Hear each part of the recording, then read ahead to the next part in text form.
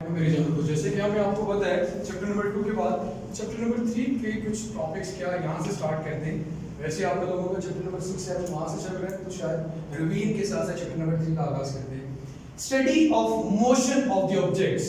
लेकिन अब काइनेमेटिक्स में आप ये चीज डिस्कस नहीं करते थे कि ऑब्जेक्ट मूव क्यों करते हैं, लेकिन यहाँ पे आपको ये चीज डिस्कस करनी होगी कि ऑब्जेक्ट मूव क्यों कर रहे हैं, with also discussing the cause of motion, with also discussing the cause of motion। ये चीज भी हम साथ साथ डिस्कस करेंगे कि ऑब्जेक्ट मूव कर रहा है तो क्यों कर रहे हैं। मैकेनिक्स की या फिजिक्स की कुछ ब्रांच को हम क्या नाम देते हैं मेरा बेटा? डायनामिक्स का। क्या नाम देते हैं मेरे बच्चे? डायनामिक्स का।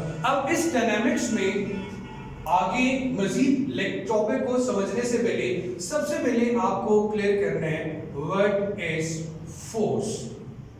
फोर्स किसे कहते हैं? देखो मेरे बेटे, according to Newton second law of motion तो अलग से डिफाइन करेंगे, बड़े सादा लफ्जों में लिखूं तो ये है पुश।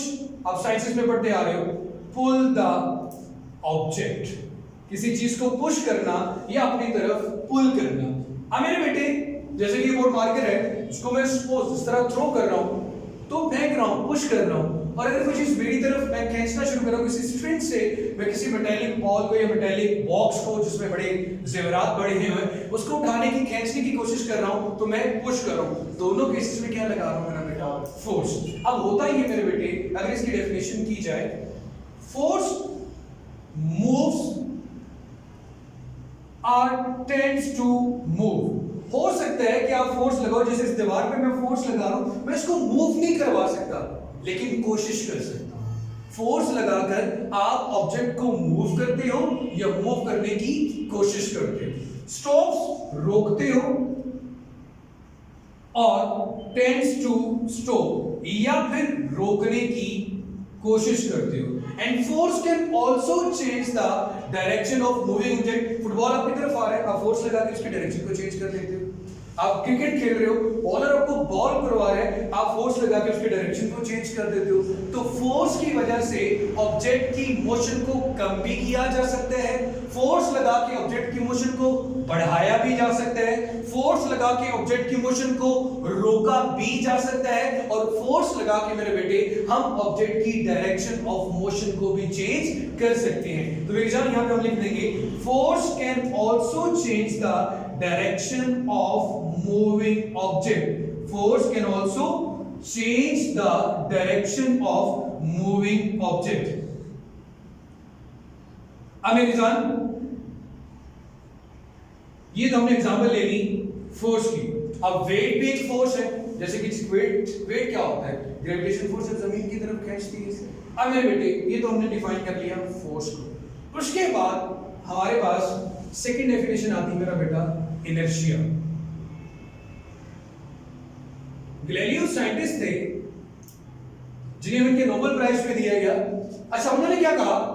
बड़ी सादा सी बात है, उस बात पे हंसेंगे भी यार, इतनी सी बात जो उसके लिए भी साइंस में नाम लिखा हुआ, ये है कि उन्होंने कहा कि जो एक हैवियर ऑब्जेक्ट होता है, हैवियर का मतलब जो भारी ऑब्जेक्ट होगा, उन्होंने कहा इसको मूव करना या अगर ये मूव कर रहा है इसको रेस्ट में लाना मुश्किल होगा अगर हम इसका कंपैरिजन करते हैं एक लाइट बॉडी के साथ, एक हल्के ऑब्जेक्ट के साथ। अगर हम इसका कंपैरिजन करते हैं हल्के ऑब्जेक्ट के साथ, तो हल्के एक लाइट बॉडी का मूव करना भी आसान है और इसको रेस्ट में लाना भी क्या आसान है। जैसे कि मेरे बोर्ड मार्कर है, ये मूव कर, इसको मैं रोक भी सकता हूं, इजीली कैच कर सकता हूं, और इसको मूव करवाना हो तो अभी क्या कर सकता हूं, इजीली मूव कर सकता हूं। तो लाइट ऑब्जेक्ट को मूव करना या रेस्ट में लाना इजियर है as compare to the heavier object. अगर आप दोनों सिचुएशन को ऑब्जर्व करो तो हमें अगर रुकावट का सामना करना पड़ रहा है ऑब्जेक्ट को मूव करने में या ऑब्जेक्ट को रेस्ट में लाने में, तो इन दोनों में मेरी जान क्या फर्क आ रहा है? मैस का। एक हैवियर है, दूसरा क्या आपके पास मेरा बेटा? लाइट है। तो मेरे बेटे inertia depends upon mass. Inertia का डायरेक्ट रिलेशन ही किसके साथ है मेरा बेटा? मैस के साथ आपको ऑब्जेक्ट को चेंज करने में, उसकी स्टेट में चेंज लाने में जिस रुकावट का सामना करना पड़ता है उस रुकावट को क्या कहते हैं? Inertia. Inertia is a property of a material due to which it resist in its state. आप जब उसकी स्टेट में चेंज लाओगे, वो रेस्ट में आप मूव करवाओगे, वो मूव कर रहे हैं, आप उसको रेस्ट में लाने की कोशिश करोगे। दोनों सिचुएशन में आपको जिस रुकावट का सामना करना पड़ेगा उस रुकावट को मेरी जान क्या नाम देते हैं? इनर्शिया। क्या नाम देते हैं? इनर्शिया का। और इनर्शिया की डायरेक्टली जो डिपेंडेंस है वो किसके साथ है मेरा बेटा? मैस के साथ। किसके साथ है मेरे बच्चे? मैस के साथ। अगर कोई बॉडी का मैस ज्यादा होगा, इनर्शिया भी क्या होगा? ज्यादा होगा। Higher mass, higher inertia.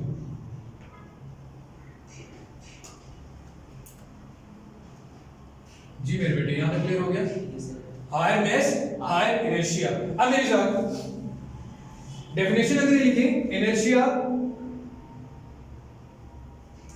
is a property of material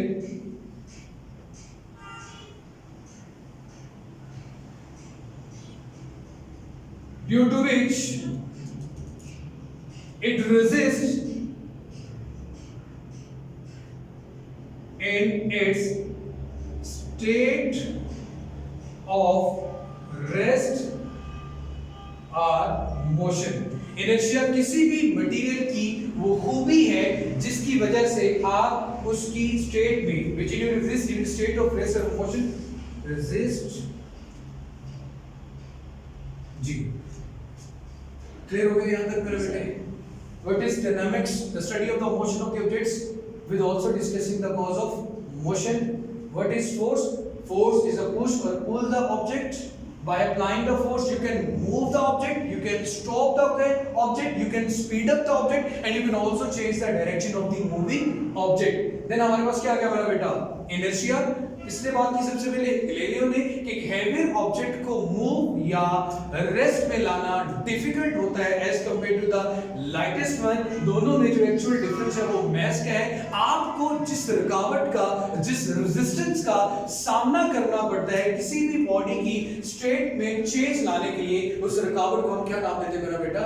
inertia का। क्लियर हो गया यहां तक? उसके बाद आपके बुक में मोमेंटम डेफिनेशन है यहां पे? नहीं है मेरा बेटा? फोर्स हो चुका है, उसके बाद हमारे पास इनर्शिया है और इनर्शिया के साथ हमारे पास लॉज ऑफ मोशन है। खैर मैं आपको ऐसे बता देता हूं पंजाब के बच्चों के लिए, बट इस मोमेंटम क्या होता है? इसके बाद लॉज ऑफ मोशन की बात करेंगे। मोमेंटम क्या चीज होती है मेरा बेटा?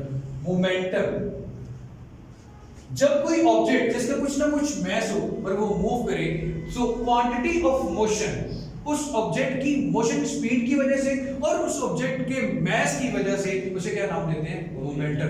क्वांटिटी ऑफ मोशन, क्वांटिटी एक होता है ना स्पीड की वजह से ऑब्जेक्ट कितना मूव कर रहा है, लेकिन अगर हम उसके साथ उसका मैस भी ले लें तो उस चीज को क्या नाम देते हैं? मोमेंटम का। Quantity of motion possessed by a body, quantity of motion possessed by a body due to its mass and velocity। quantity of motion possessed by a body due to its mass and velocity, इसको मेरे बेटे हम क्या नाम देते हैं? Momentum का। क्या नाम देंगे बच्चे? मोमेंटम का। मोमेंटम को मेरे बेटे p से डिनोट करते हैं mass और v। mv फॉर्मूला होता है p is equal to mv। अब देखो mass ज्यादा होगा, velocity कम होगी, मोमेंटम तब भी ज्यादा आएगा। वेलोसिटी कम होगी, मैस ज्यादा होगा, तब भी मोमेंटम ज्यादा आएगा। लेकिन अगर कोई ऑब्जेक्ट रेस्ट में हो, मैस तो जीरो नहीं होता ना, ऑब्जेक्ट रेस्ट में हो तो उसका मोमेंटम भी क्या आएगा? जीरो। मोमेंटम भी क्या आएगा? जीरो। क्योंकि जीरो को किसी भी नंबर के साथ मल्टीप्लाई करोगे आंसर क्या आ जाएगा? जीरो। इसका यूनिट देखिए, मैस का यूनिट क्या होता है? किलोग्राम। वेलोसिटी का यूनिट क्या होता है? मीटर पर सेकंड। इसका यूनिट क्या बन गया आपके पास? किलोग्राम मीटर पर सेकंड। किलोग्राम मीटर पर सेकंड। तो ये मेरे बच्चे हमारे पास मोमेंटम था। मैं वैसे एग्जांपल देता हूं। एक बुलेट का और ट्रक दोनों का मोमेंटम सेम हो सकता है। अब ट्रक इतना बड़ा, बुलेट इतनी सी छोटी सी। अब यहां पे कंपैरिजन करें, बुलेट का मैस m है तो ट्रक का मैस ये m होगा, ये फर्क होगा ना। लेकिन अगर आप बुलेट को फायर करो तो उसकी वेलोसिटी बहुत ज्यादा होती है और इसकी वेलोसिटी बहुत कम होती है। दोनों का प्रोडक्ट लो तो आंसर अप्रोक्सीमेट क्या आ सकता है? सेम आ सकता है, क्योंकि मोमेंटम में दो चीजें हैं, मैस एंड वेलोसिटी। इन दोनों का प्रोडक्ट, तो यहाँ पे अगर ये कम है ये ज्यादा है, फर्ज करो ये 15 है ये 3 है, अब ये 15 और ये क्या है 3 है, अगेन आंसर क्या आ रहा है आपके पास, सेम आ रहा है। तो ये था मेरा बेटा आज का हमारा टॉपिक। कल इंशाल्लाह हम पढ़ेंगे लॉज ऑफ मोशन, ऑब्जेक्ट्स का डिस्कस करना in the absence of force, in the presence of force, ये सारी चीजें लॉ ऑफ मोशन पे डिस्कस करेंगे। न्यूटन ने सबसे पहले एक क्लासिकल फिजिक्स जिसे कहा जाता है, जब मैकेनिक्स की बात की चीजें मूव कर रही हैं क्यों मूव नहीं कर रही। तो आप लोगों का भी क्वेश्चन हो तो कमेंट सेक्शन में पूछ सकते हैं। चैनल सब्सक्राइब नहीं किया हुआ तो एमएम लजीज चैनल को जरूर सब्सक्राइब करें। खुश रहें, जीते रहें, आबाद रहें।